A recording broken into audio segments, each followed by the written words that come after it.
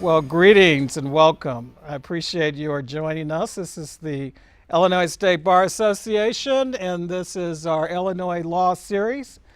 We have a two-part series, and this is part two of that series. And our topic is preparing your young adult for college. To discuss the topic and the continuation of the discussion, by the way, you can catch the first part through the ISBA YouTube connection, which will be provided, I'm certain, on one of our screens.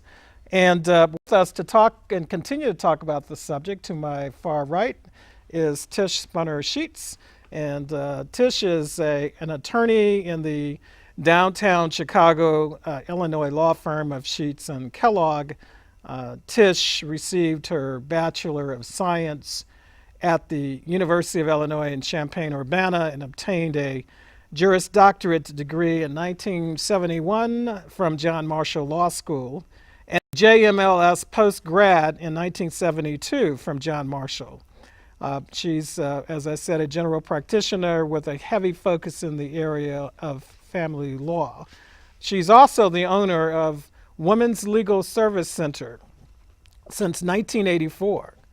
And she was a former member and general practitioner with the Marcus and Sheets firm. And she also was with the city of Chicago as an assistant corporate counsel, where she did trial work in building and housing court from 1972 and is still doing that presently. She also is an adjunct professor and at the National Louis University. So we are happy to have Tish with us. We also, in the middle, we've got Michael J. Malanka. I'm sorry, Michael. And Michael has a general practice, and he's an attorney in the downtown Chicago law firm of Sachs, Gorensny, Maslanka, and Costello. And he's been affiliated with the members of that firm since 1992. He's a graduate of the Southern Illinois University School of Law in Carbondale, and he was licensed to practice law in Illinois in 1984. He's also admitted to practice before the U.S. Supreme Court, the U.S. Court of Appeals for the Seventh Circuit, the U.S. District Court for the Northern District of Illinois, and the U.S. District Bankruptcy Court for the Northern District. He is a fellow of the Illinois Bar Foundation, has been actively involved in the work of the Illinois State Bar Association for over 20 years. And to my immediate right is Lori G. Levin. Lori is an experienced litigator in the private practice of law. She's a sole practitioner handling criminal and juvenile justice, mental health, and guardianship matters. After a long career in public service, Lori opened her private practice in 2009, and she's had a successful practice defending persons in criminal and juvenile matters, not only in the Circuit of Cook County, but also in the collar counties. She's the former chair of the task force to update the statewide domestic violence protocol and served on the Illinois Violence Prevention Authority, the Illinois Sex Offender Management Board, the City of Chicago Mayor's Domestic Violence Advisory Council, and the Governor's Community Safety and Reentry Working Group. So she's had a very extensive background, and you can tell just from the breadth and depth of this panel, we have an extraordinary panel capable of providing a lot of great insight and thoughts on the topic of preparing your adult child for college. I'm going to start the second part of our series on the topic with Michael and pose a question that I think is a good starting question for you, and that is, what are some tools a new college student should have when going to college? Michael. The student, I'm sure, will have done his or her homework, looking into the school and its statistics for job placement and things like that.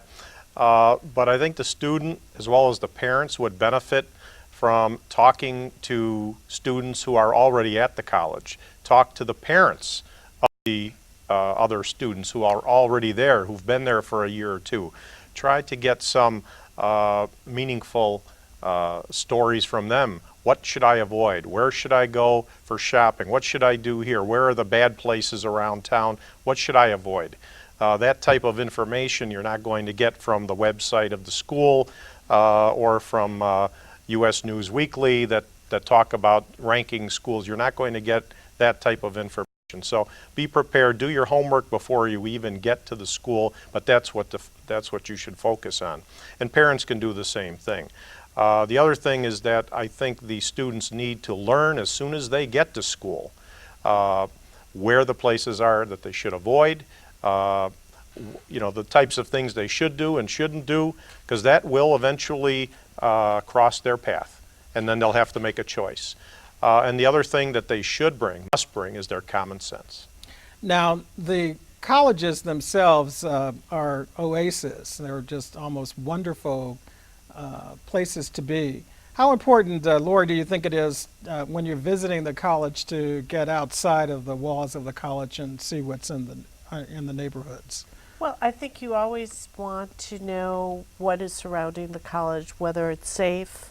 You want to know if the college itself is safe.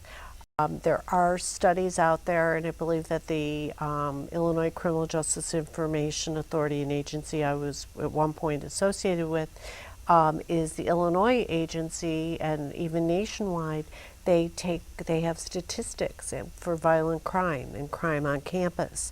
And that's something, as Mike had said, that you may want to be aware of. The one thing that's kind of interesting that we really haven't discussed, and we've been talking around what you need to know when you go to school. We haven't talked at this point, and maybe since this is a law show, unless we're talking about law school, really haven't talked about the academics, how the child or the adult child fits in. Is this in fact the right school academically? Do they know what their major is? If they don't know what their major is, what sort of counseling or what sort of opportunities are there to try to get the young adult into the right niche? How important is it in the decision making that both the child and the parent are happy with the choice? Or should, Tish, this decision be based solely on the child or student's reaction? I think that both people, as Mike had said in part one, it's partnership. And I think that the child and the student need to be happy with the school that they're going to, or at least not unhappy with the school that they're going to. The kid may want to go to some Ivy League school, the parents can't afford it, and there's no stipends involved, so the child will have to decide on something else. But I think it's a partnership with the parent and the child. And I also think they need, in searching out schools, academics of course is very important. What's the crime rate in that school? What's the crime rate in the neighborhood? And from what I understand, you can find that out by going to the local police station as well as going to the school itself, and they are obligated to tell you that.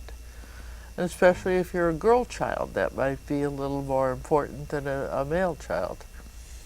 Michael, let's say a student does find himself or herself in a bad spot, perhaps accused of bad behavior as defined by the code of behavior of the student of the college, or under some applicable law governing the jurisdiction where the college is located.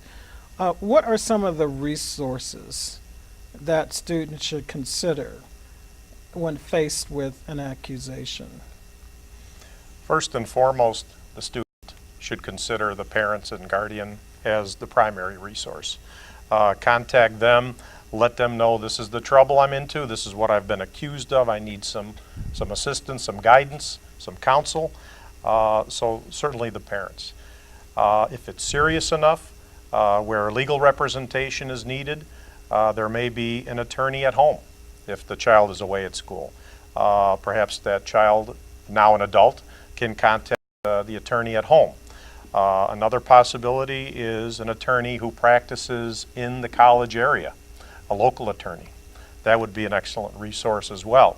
And finally, many universities have offices where attorneys are staffed just to help the students, and that's their role.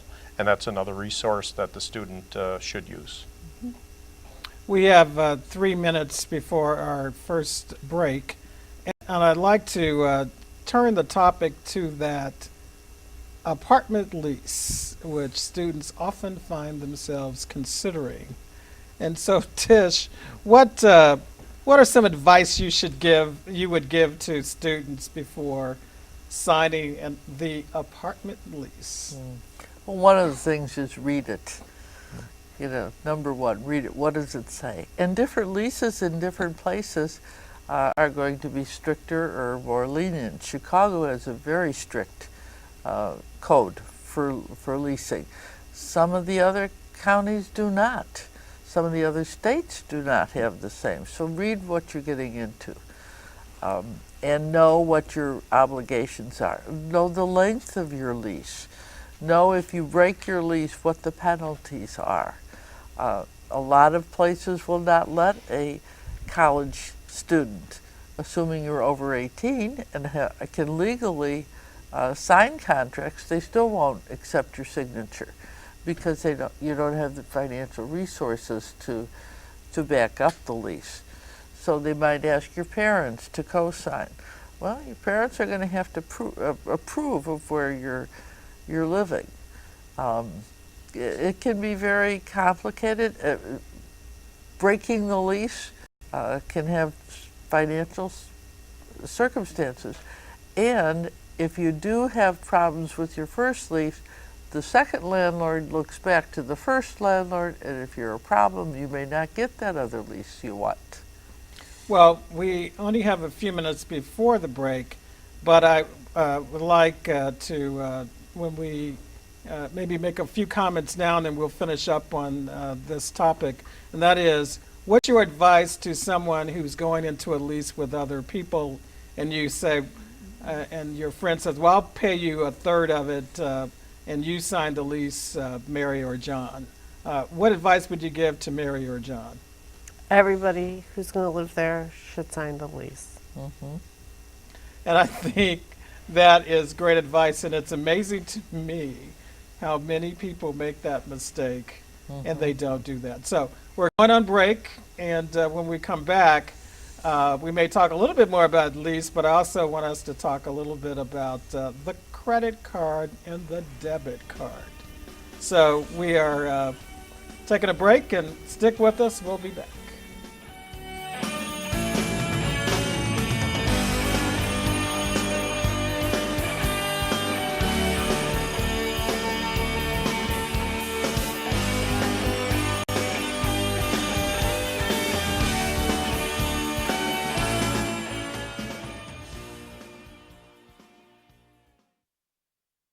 A safe and civil school environment is necessary for students to learn and achieve. Help students understand bullying.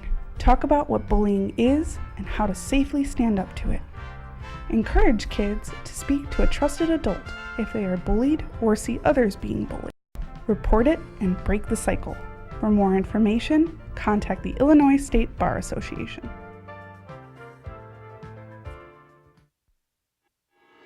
A vulnerable adult is defined as a person who is being mistreated and who, due to age and/or disability, is unable to protect themselves. Do you know who will speak for you if you become ill or injured and are unable to speak for yourself? Think carefully about the person you may choose to be your healthcare agent. Choose someone you can trust with your life so that you may live your golden years to the fullest. For more information, contact the Illinois State Bar Association.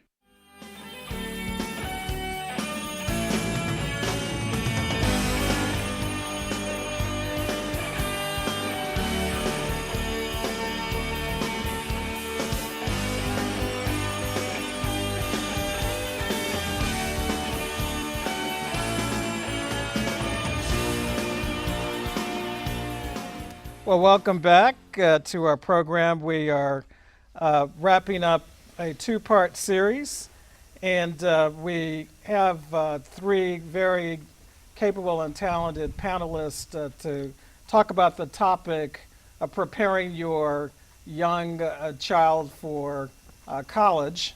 And with us we have Tish Sperner Sheets, who's an attorney in the downtown Chicago, Illinois law firm of Sheets and Kellogg. And Tish received her Bachelor's of Science at the University of Illinois in Champaign and obtained a Juris Doctorate degree from John Marshall and also a JMLS postgrad from John Marshall. And she's a general practitioner, and she practices very deeply in the family law area.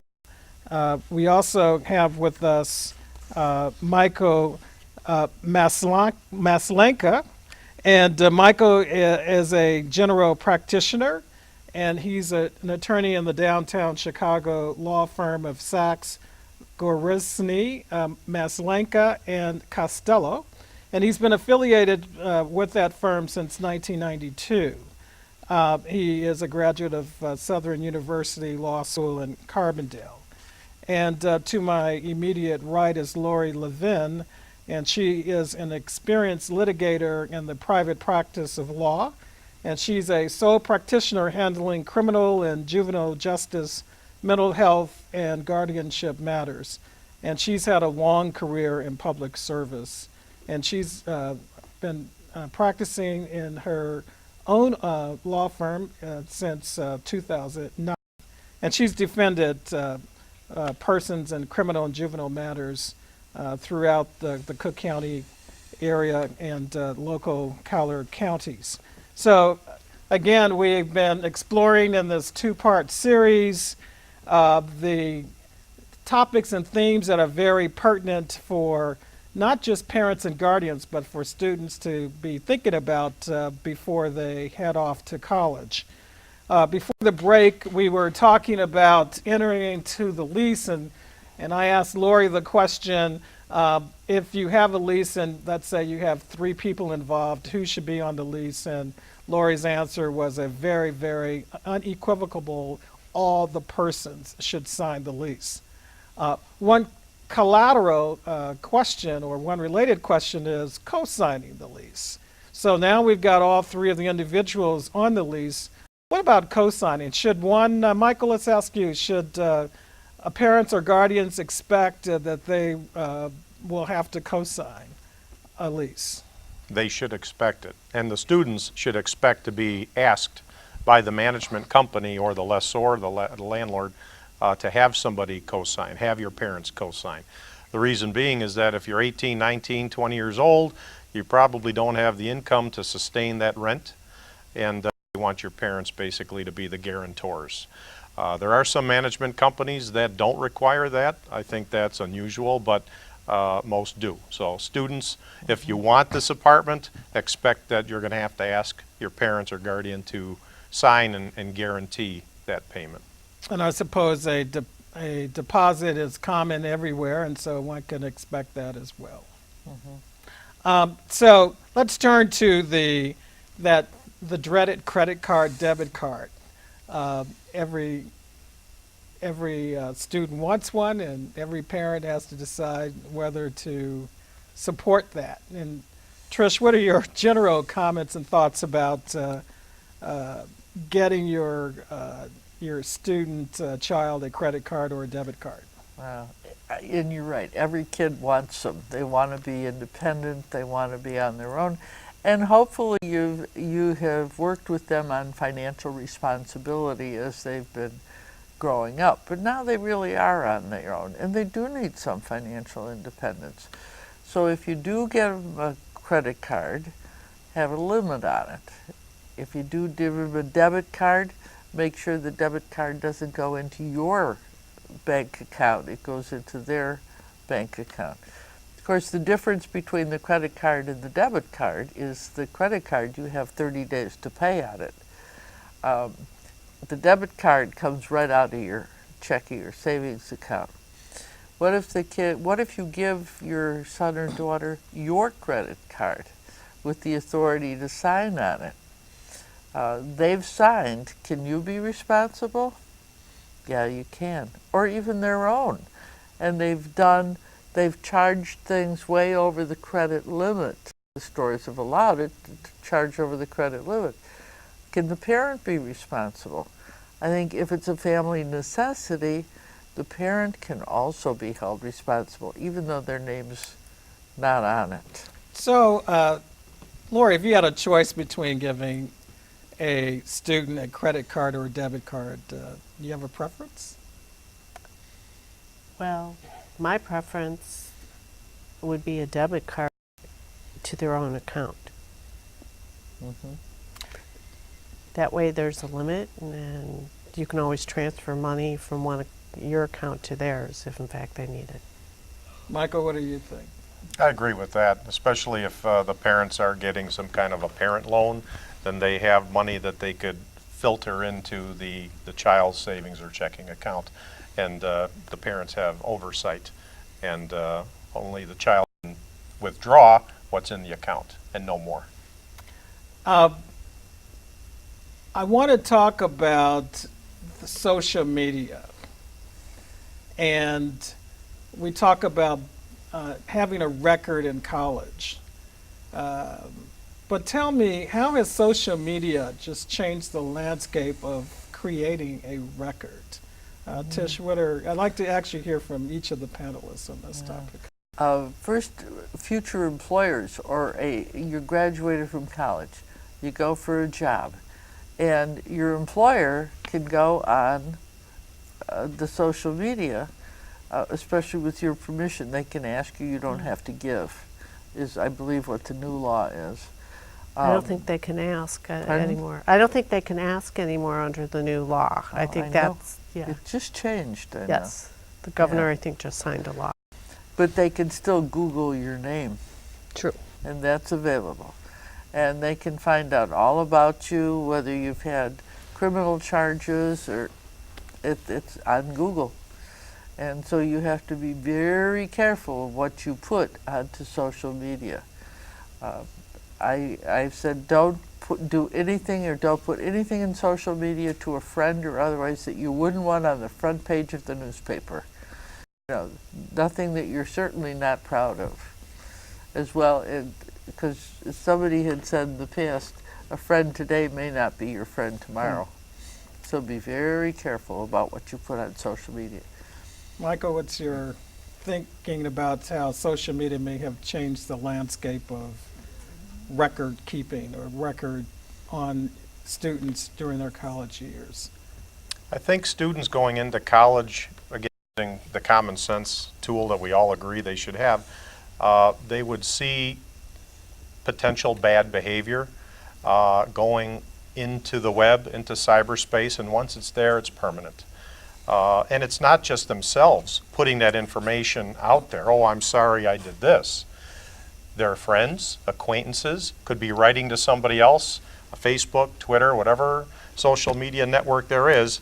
They could be saying, do you know what so-and-so just did and what happened? So it might not be yourself posting anything, it's somebody else. And once it's out there, and as Tish said, it can be found. Anything to add to that, Lori? Well, I think even if you're going into a little bit of a different area, we had talked prior to the program about young folks sometimes becoming obsessed with each other. And sometimes that could be documented on the social media. And we had talked about, some issues with domestic violence and stalking and the civil as well as the criminal ramifications. And it's only escalated, I think, by some of the social media. And on that topic of love becoming redefined in some cases as stalking or violence, depending on how the lover expresses his love or her love. We talked about the social media impact and that it can become part of your lifetime record because things get picked up and on Facebook, etc. But what about the record from a civil law point of view that could be created, and whether that's a permanent record? Well, it definitely is. I mean, if in fact you have a real relationship and one party tries to break it off and the other one won't do it, you could get a civil order of protection against the person. If in fact there is no really romantic relationship and it's a make-believe romantic relationship, you could get a civil order of protection under the stalking on that.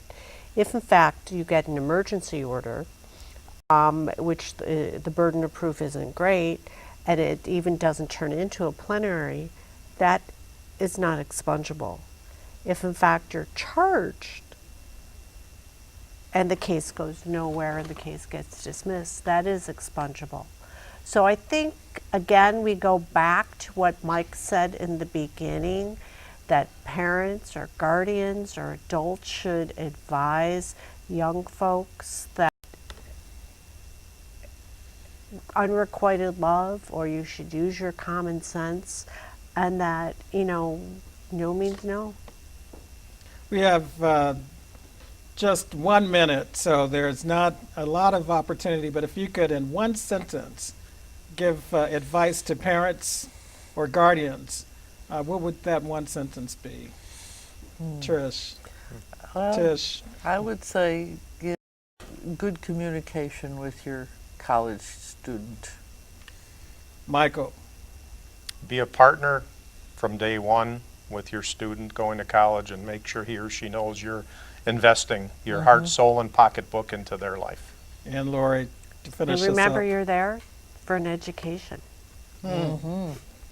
Fantastic. This is, I think we could probably have a part 3. This is a great program, great topics, and really some great insight from a terrific panel. So I'd like to thank you, Tish and Michael and Lori, for being our guest on the show. So thanks very much. Thank This you. is Illinois State Bar Association, bringing it to you. Thank you. Thanks for listening.